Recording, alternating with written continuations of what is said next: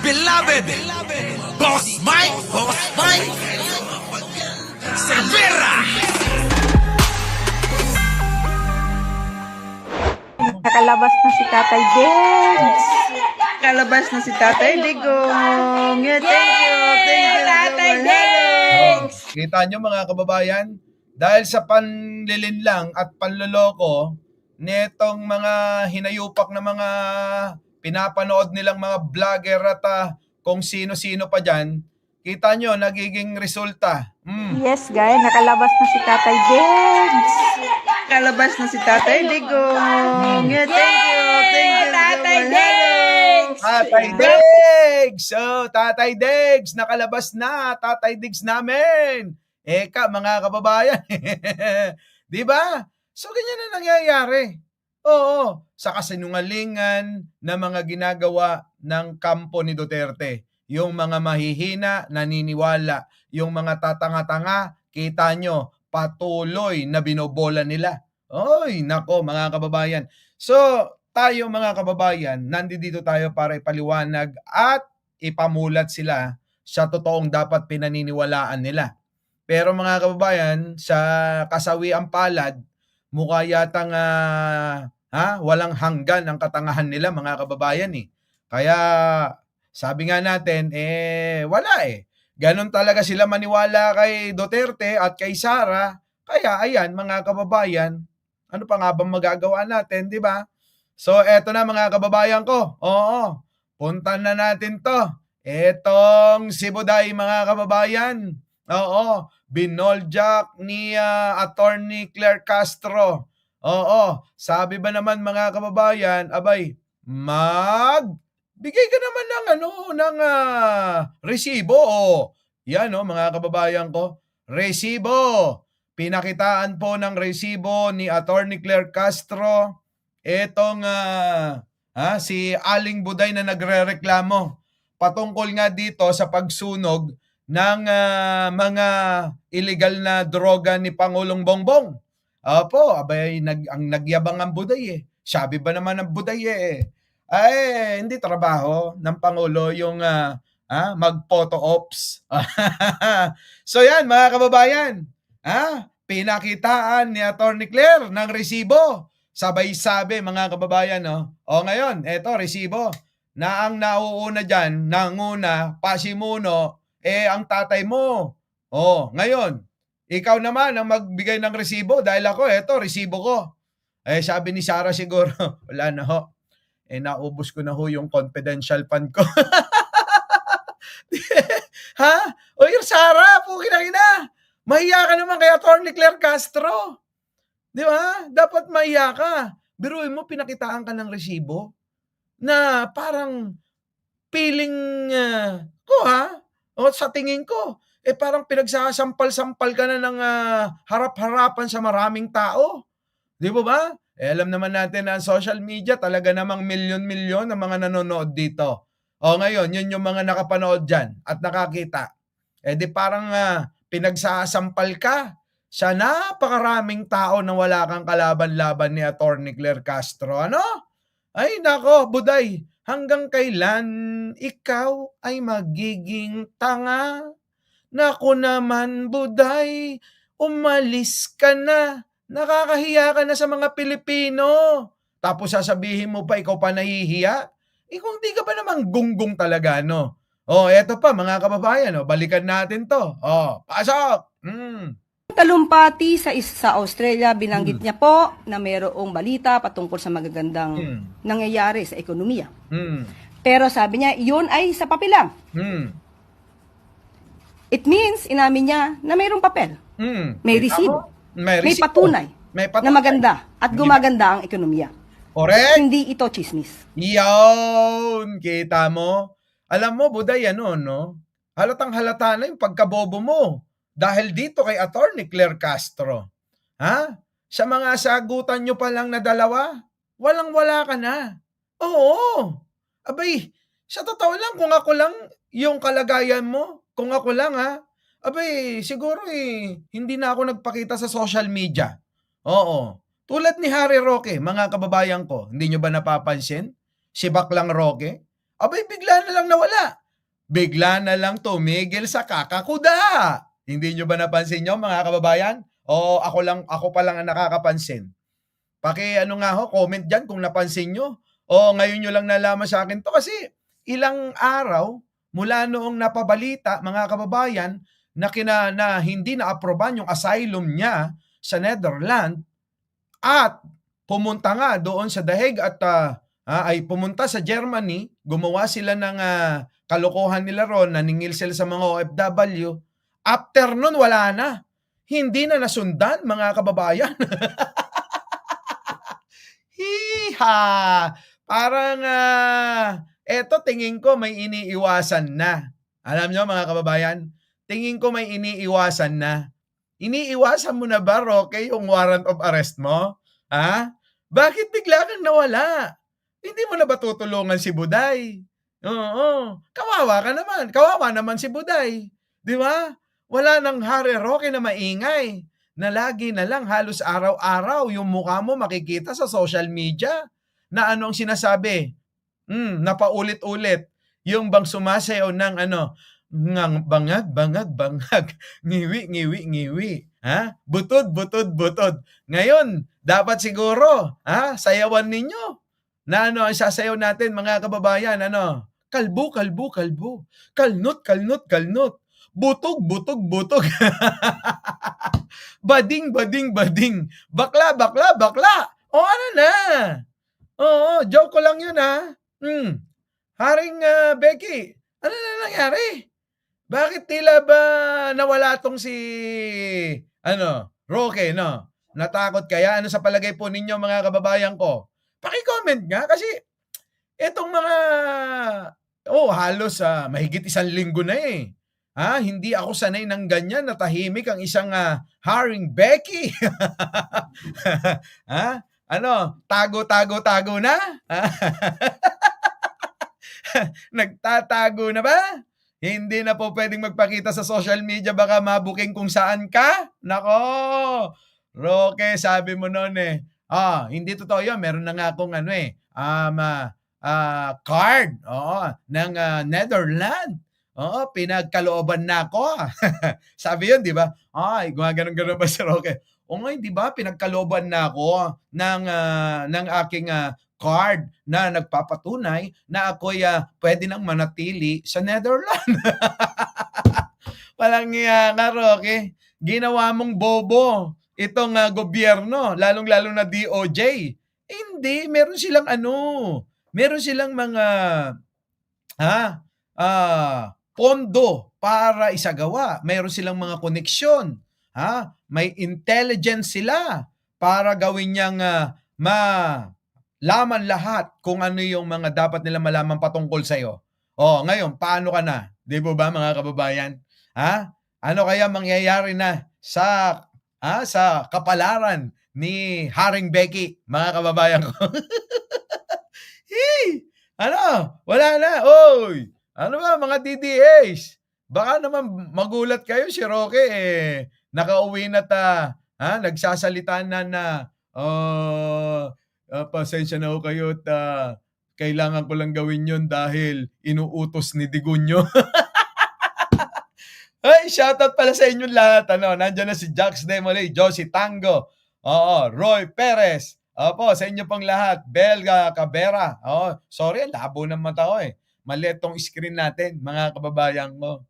Wala no? Patis. Eto na, punta na natin si Buday. Mas okay pa to, tong katangahan ni Buday. Ulit, Attorney Claire, banatan mo si Buday. Sa kanyang talumpati sa Australia, binanggit niya po na mayroong balita patungkol sa magagandang nangyayari sa ekonomiya. Pero sabi niya, yun ay sa papel lang. It means, inamin niya na mayroong papel. May resibo. May patunay na maganda at gumaganda ang ekonomiya. Correct. Hindi ito chismis. Hindi ito paninira lamang. Dahil may papel siyang inamin. Correct. Hindi ba niya po nakikita ang dulot na naibibigay, tulong ng Buka Centers, ang paglaki ng PhilHealth coverage, ang murang bigas, ang 3+1 promo ng LRT, MRT, ang fuel subsidies na ibibigay, Nako. at marami pang iba Yung Marawi. Hindi ba niya nakikita yung pinagawan ng ospital, paaralan, niligyan ng internet, yung mga mag-aaral? Hindi niya ba nakikita yung mga naglalakihang mga gusali na pinagawang pabahay ni Pangulong Bongbong Marcos? Hindi niya ba nakikita yung mga tulay, yung mga LRT na natapos? Hindi niya ba nakikita yung mga kalsada na ngayon kinukumpuni at nagtatayo uli ng panibago na LRT 7 na tinutuloy ni Pangulong Bongbong Marcos? Hindi niya ba nakikita yung ating subway na malapit ng matapos? Bobo talaga yan, mga kababayan. Kung yan lang ang kakampihan nyo, mga kababayan ko, wag na lang. Kayo na lang mag-isa. Di ba? So ngayon, mga kababayan ko, ilang beses nang binoljak ni Attorney Claire Castro itong idol nyong si Buday nyo. Tapos ngayon, mga kababayan, tatahimik na lang kayo. Sabi ko nga, mga kababayan ko, nag-aantay ako ng magtatanggol dito kay Buday ninyo. Di po ba? Kaso mga kababayan, yung mga DDS mas busy pa na ipagtanggol si Alpotera kaysa sa kanya. Wala kaya. Hoy! Hindi nyo ba napansin?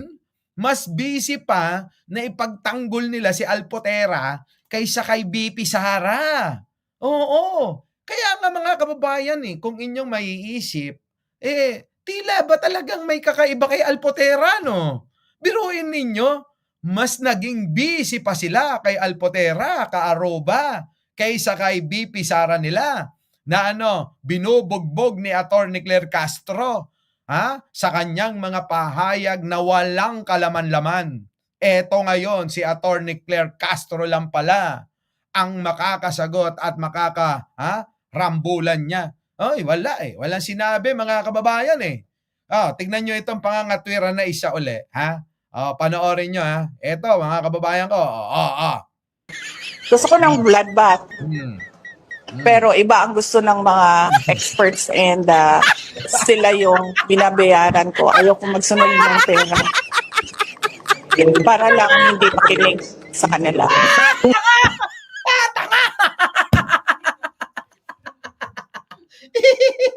Tuwan-tuwa ako rito. Kinang-kinang yan, mga kababayan. Ito na yun yung kanyang sagot dyan.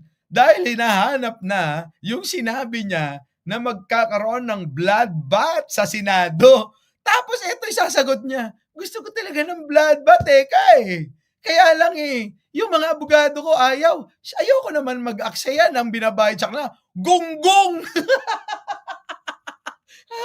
Tangang puta! Ikaw magdidesisyon yan. Hindi sila. Sila. Ikaw may sabit, ikaw naghamon. Tapos ituturo mo yung mga abogado, ang dami nun.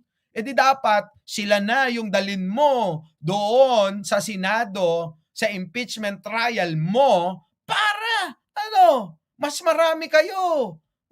Ang dami nyo, 16, ilan lang ba yung prosecutor? Mabibilang mo lang saan? Sa mga daliri mo, Buday. Yung mga abogadong kinuha mo, kulang na lang, pati paa mo, bilangin mo, para magkasya sa dami. Di po ba, mga kababayan ko? Ngayon, eto, hindi nyo ba pagtatawanan ito, mga kababayan? Ilang beses nang napapaya itong malaki at malapad ang muka. Pero bakit ganon? Tila ba kayo, nananahimik at imbis na ipagtanggol ang isang tulad netong malapad at malaking muka na to, mga kababayan, nakatutok sila sa maliit lang ang muka at cute. Ayaw nila sa malapad ang muka, mga kababayan. Mas gusto nila si Alpotera. Kasi mga kababayan, yung itsura, Malamama Mary Ay, Buday. Sorry ka na lang. Busy yung mga tagapagtanggol mo doon sa dahig, na nandoon din si Alpotera. Ito na. Pakinggan nyo maigi, mga kababayan ko, sa lahat ng mga bagong pasok, wag na wag kayong mag-like, mag-share, at mag-subscribe, Eto na, mga kababayan ko. Tumatalsik na yung laway ko rito. Alam kaya ito si Buday. Tuntua ako rito. Sige, tuloy. Gusto ko ng bloodbath. Pero iba ang gusto ng mga experts and sila yung Sabi niya mga kababayan, gusto ko ng bloodbath. Pero iba ang gusto ng mga experts. Ibig sabihin, bobo ka talaga. Alang yata si Buday, inamin na bobo. Mga kababayan, gusto niya yung bloodbath. Kaya lang iba yung gusto ng mga experts and mga lawyers niya, mga kababayan. Kasi, dyan na nagpapatunay, bobo talaga. Oh, yan ang problema. Puro lang hangin, yabang, bunganga ka ng bunganga. Hindi mo muna iniisip yung sinasabi mo bago ka, bago bumuka yung bibig mo. Oh, kita mo? Oh, ngayon, sino napahiya rito? Di ba ikaw mismo? Oh, ikaw yung naghamon. Hindi naman yung mga abogado mo eh. Oh, yung mga abogado mo, nakita nila, delikado, masisira ka. Bloodbath na sinasabi natin, na sinabi mo, kapag kanilatagan ka na ng ebidensya at nakita na nasambayan ng Pilipino yan, wala na, Buday. Diretso ka sa inidoro, sigurado. Baka ultimo, barangay tanod, di ka natatanggapin ng mga tao. Ganon. Oh, di ba? Mga kababayan, ano masasabi nyo rito kay Buday? Oh, yan kasi. Ilang beses na ho ito na ganito lagi ang pahayag. Kung ano-ano na lang ang lumalabas sa mga bibig niya na hindi pinag-iisipan. Sa bagay, sabi nga niya, ang puso niya nandito sa utak, hindi nandito sa dibdib. So, siguro, ganon, laging nauuna yung emosyon. Ano po? Hindi yung mag-isip. Oo, di ba? Emosyon lagi bago mag-isip. Nako, mga kababayan, eto na yan. Dito na yan, matatapos ang karir niyan. Di ba? Eto na. Sa mga bumoto kay Buday, eto po yung binoto nyo. Huling-huli ang katangahan neto. Pasok! Gusto ko ng bloodbath. Pero iba ang gusto ng mga experts and sila yung binabayaran ko. Ayoko magsunod ng pera. Para lang hindi makinig sa kanila. Ano yung klaseng palusot na yan, Buday? Walang iya ka naman. Parang alam mo yun, katwiran lang ng kindergarten. Ano? Ano ba yun, baby? Preschool. Yung mga preschool na bata, mga kababayan. Yung bang salim pusa nung araw. Di ba? Mas magaling pang mga twiran yung mga elementary student Preschool preschool. Ayun si Jen Angeles umiepal na binura niya lahat yung mga rito, video ko. Kaya naiinis ako dito Niisip ko nga ipalit na si Buday dito. Maganda to, bobo to Kahit ano sabihin mo rito, okay lang sa kanya Pag sinabi mong tuwad, tutuwad. Pag sinabi mong subo, susubo to uto-uto Maganda yung mga ganito.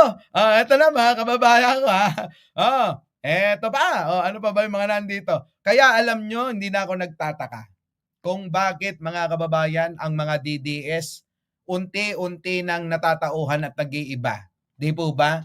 Ay tulad nga sabi ko sa inyo, si Ted Filon, di ba? Ngayon tinutulig sa ito Oo, eto nga pa bloodbath niya, mga kababayan. Eto. Pakinggan nyo muna ulit itong nakakatawang mensahe ni Buday. Gusto ko ng bloodbath. Pero iba ang gusto ng mga experts and sila yung binabayaran ko. Ayoko magsunod ng pera. Para lang hindi makinig sa kanila. Di ba mga kababayan? Iyon po ba ikatanggap-tanggap na pangangatwiran at dahilan para hindi niya ituloy yung hamon niya na pinagmalaki na ng mga DDS yan, mga kababayan? Oo, talagang yung mga, kahit nga si Bato, si Binoy, si Robin, di ba? Pinagmalaki niya na, yan na talaga, matapang, di ba? Ngayon mga kababayan yan na yung katwiran niya. Our beloved Boss Mike Cervera.